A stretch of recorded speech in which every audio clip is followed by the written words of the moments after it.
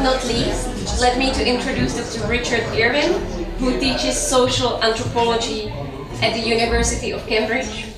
His PhD research, thought and understanding of the everyday life of contemporary English Benedictine monasticism, and his more recent research has explored moral and economic dimension of landscape change in the United Kingdom and Mongolia.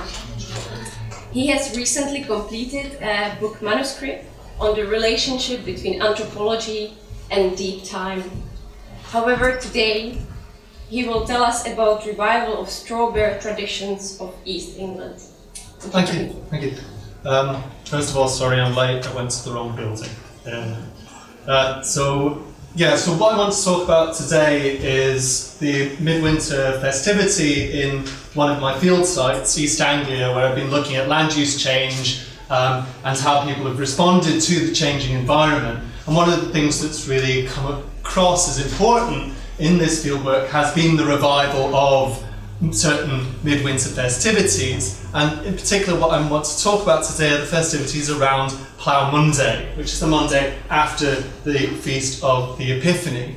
Now there are some records of pre-Reformation festivities, in particular offerings being made, votive offerings for the agricultural year ahead, and collections for candles to be lit on Plough Monday. And it's supposed by some that the reason why there has been this continued festivity on Plough Monday is a continuation of this. Certainly what we can say is that by the 19th century there was a long established tradition of people going around with a plough, dressed in bright colours, in disguise, the disguise being very important, particularly taking the form of blacking the face, and using this as an opportunity to collect money. And then collecting that money in disguise, they then go around the various pubs and they'd have a good time of it. Now, what I think is the striking thing about this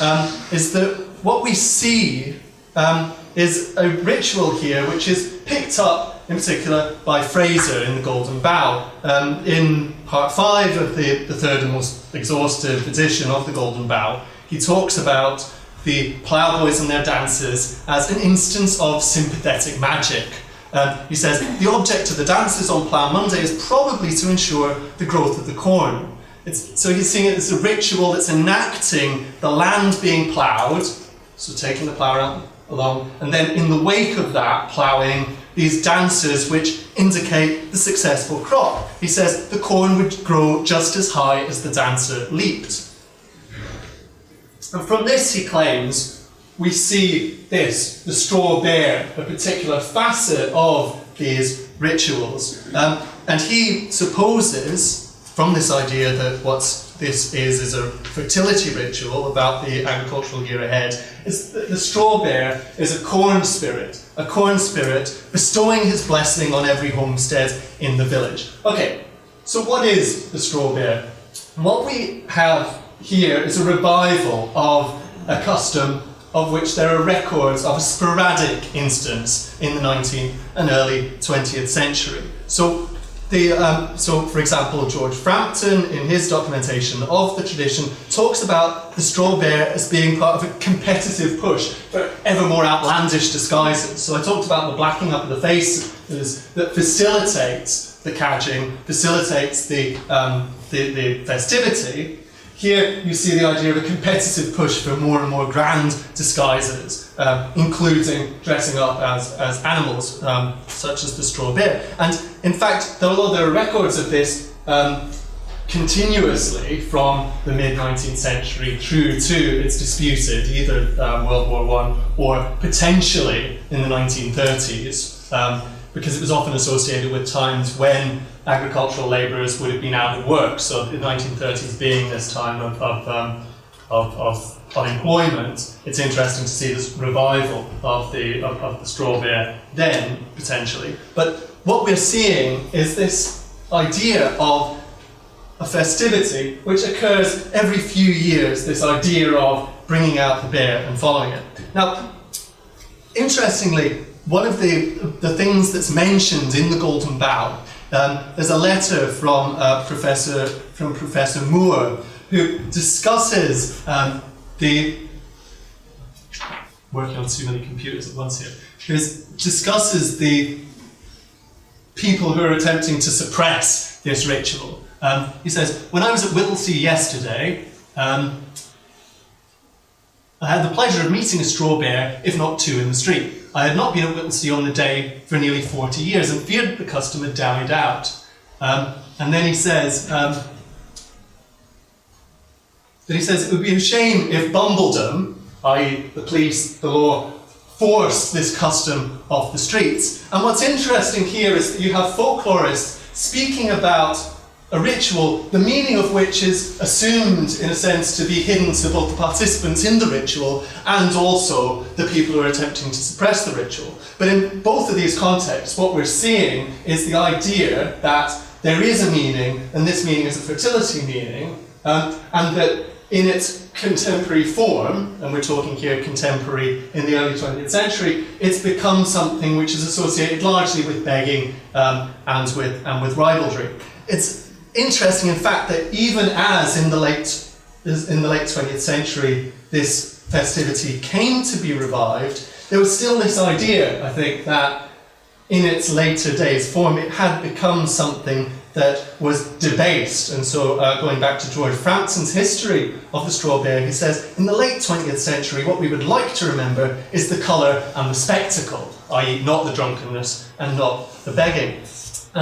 Okay, so what we see here is the revival of this from 1980 onwards, particularly in the wake of the British folk revival. And it's no coincidence that the march to which the straw bear dances, played by all of the attendant bands of the different Morris troops and Molly troops who come to the festival, is in fact a march that's from the album of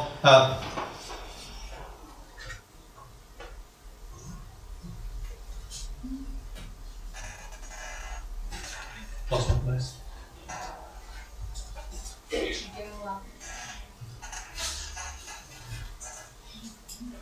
Yeah, so it's particularly interesting that this is something which comes through from albums of the folk revival. And so the music, the festivity, is coming from this place of the revival of tradition. But as I want to argue, I don't think that the idea of an invention of tradition here particularly covers the full extent of it. Now, in order to think about the nature of the invention of tradition, first, I think we can think of the ways in which the ritual has been elaborated, something which isn't mentioned in Fraser, but has been added to this revival since 1980, is the idea of the burning of the straw bear on the day after he parades through the streets. So the idea then that this is, in fact, an offering, and this is ritually acted out in straw. But I think in order to sort of get a more granular picture of how this festivity has been revived and the uses it's been put to, I want to look at a more recent revival in Ramsey of the Straw Bear Festival there.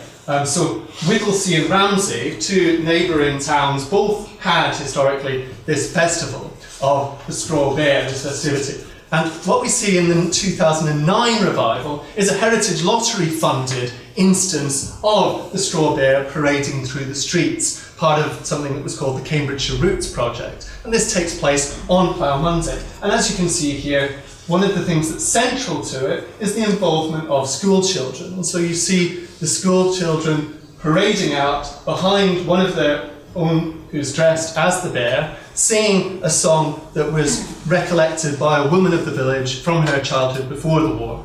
The song is "Hole in my stocking and hole in my shoe, please won't you give me a penny or two? If you haven't got a penny, a halfpenny will do. If you haven't got a halfpenny, then God bless you," which is a common song for these kinds of wassailing and other midwinter traditions. But what's interesting is this idea that a song, which is obviously directly associated with begging, becomes a wholesome activity in the context of the revival of the folk custom and in the context of this being a form of cultural history for the school children. And so in a sense there's a reversal of attitudes here. So if you look, for example, at the school logbooks of local schools in the 19th century, so Swaffham Bulbeck school logbook, one of the villages in the Fens, records on Plough Monday about 20 boys absent today to sing about the streets, thus keeping up an absurd custom which prevails in this locality. So you've got this shift from something being deeply antisocial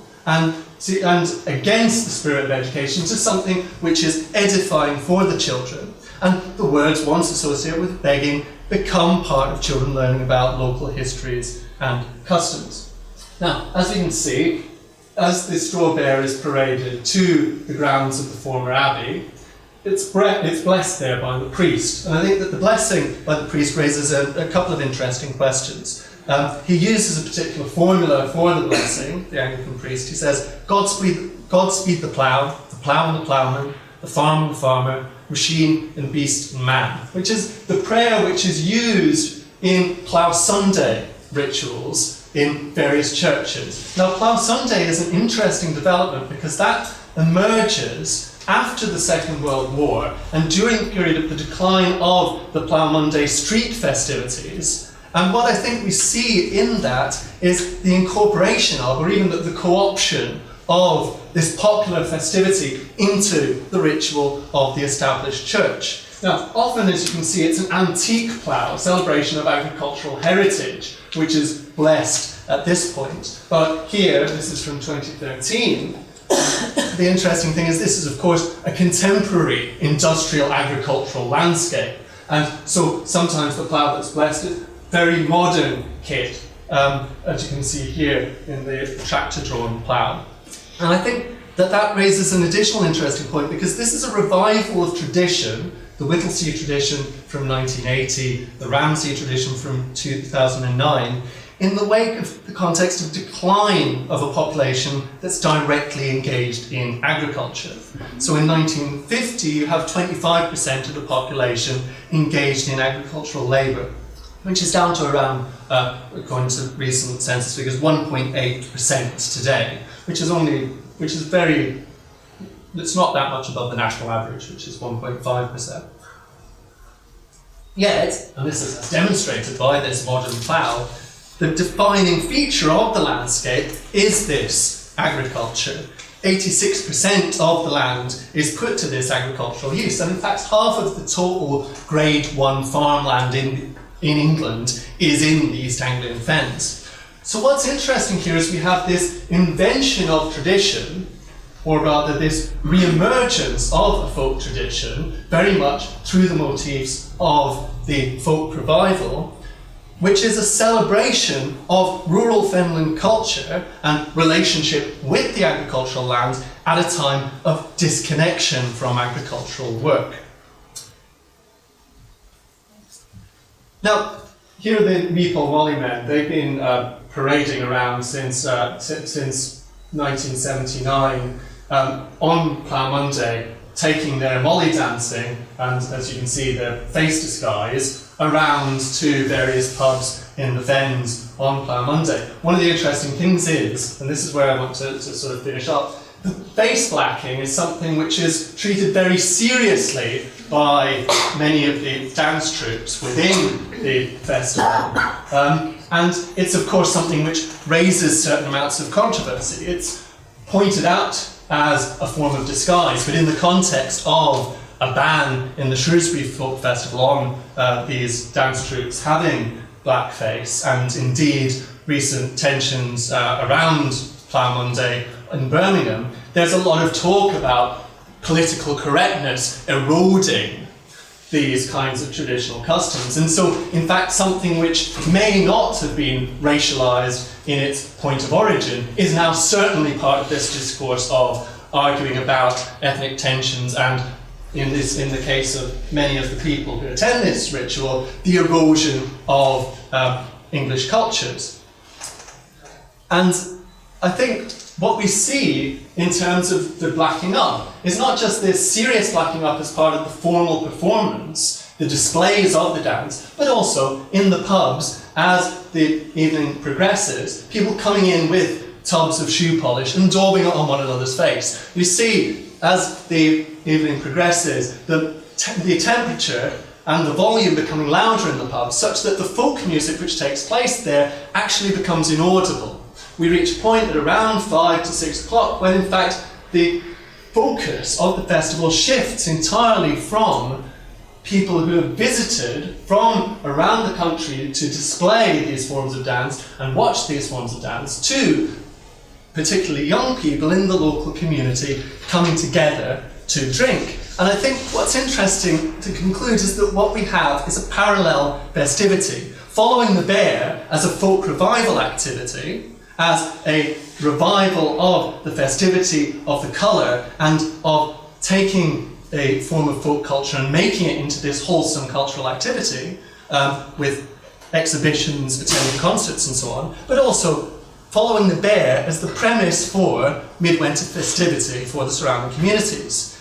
So there's a sense among the folk revivalists, in fact, that some of the people who follow the bear, who come to Whittlesey in order to go to the pub around this time, are actually taking things a bit too far, or spoiling it for the folk revivalists. And so what's interesting is that this longed-for night out for young people in quite out-of-the-way communities in the fens generates an energy which I think sits in conflict with the routinized activity of the folk revivalists and their recreation of the ritual. So what we see there is something becoming an opportunity for the kind of midwinter joy, which was part of the very reason that Bumbledom, to use G.C. Moore's word, but Bumbledom sought to put a stop to the festivity in the first place. And so, in a sense, the official pageantry in the evening gives way to the unofficial antisocial sociality,